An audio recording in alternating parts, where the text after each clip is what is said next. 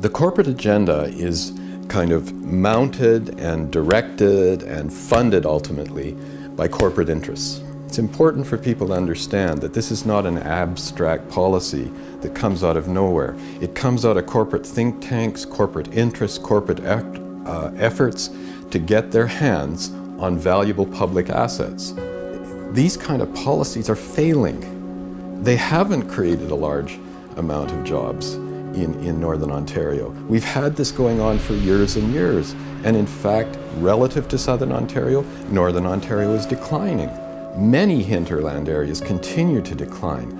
This is not a winning policy for Northern Ontario or other small towns or rural areas. Public services and public hands!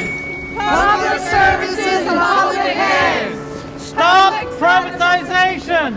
Stop privatization! Well, we've had a hiring freeze for a while, so that's been a challenge because we've been running short on staff. So for a long time we haven't had any new staff in the building, so it's dropped significantly as far as casual work, meaning part-time work.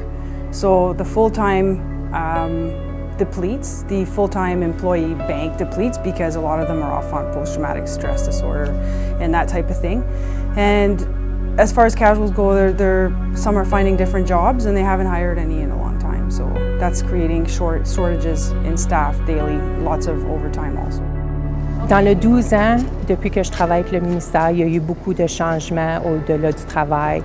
Quand j'ai commencé 12 ans passés, notre charge de travail était beaucoup moins élevée. On avait beaucoup moins de clients. On avait beaucoup plus de temps pour travailler avec les clients. On avait le temps de s'asseoir avec eux, de s'assurer que tout était correct. Et on se sentait comme si on faisait vraiment un bon travail parce qu'on avait beaucoup de temps à travailler avec nos clients. Maintenant, c'est plus le cas. Notre charge de travail est très élevée.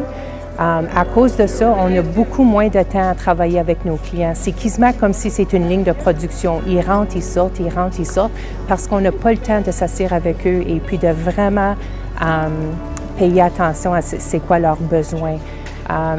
Nous souffrons beaucoup dans l'office à cause de le manque d'agents de probation dans notre office, parce que les cas sont très élevés. On se trouve très affectés dans le sens que bien des gens sont déprimés, sont overloadés, comme on peut dire.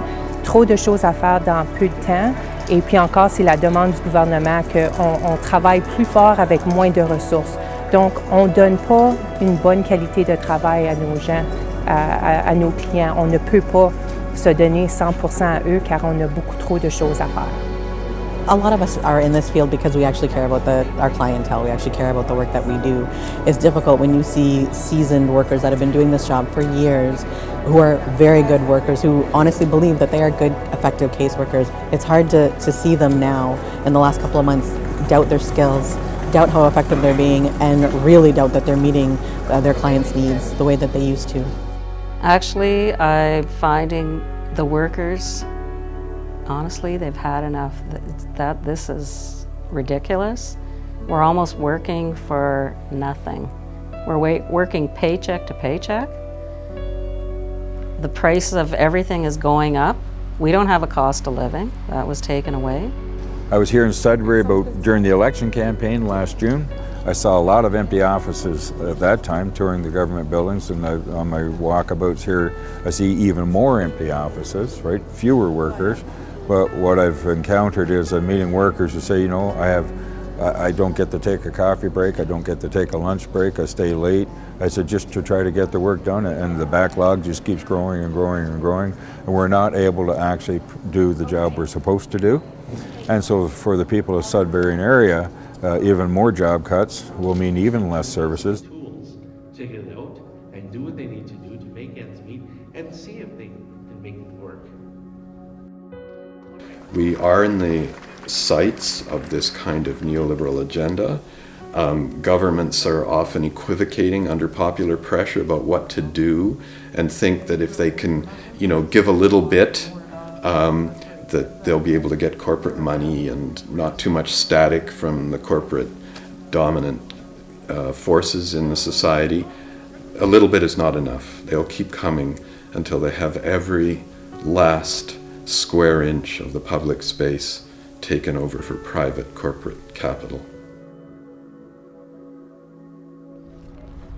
You know, Sudbury's city was such a rich labor history.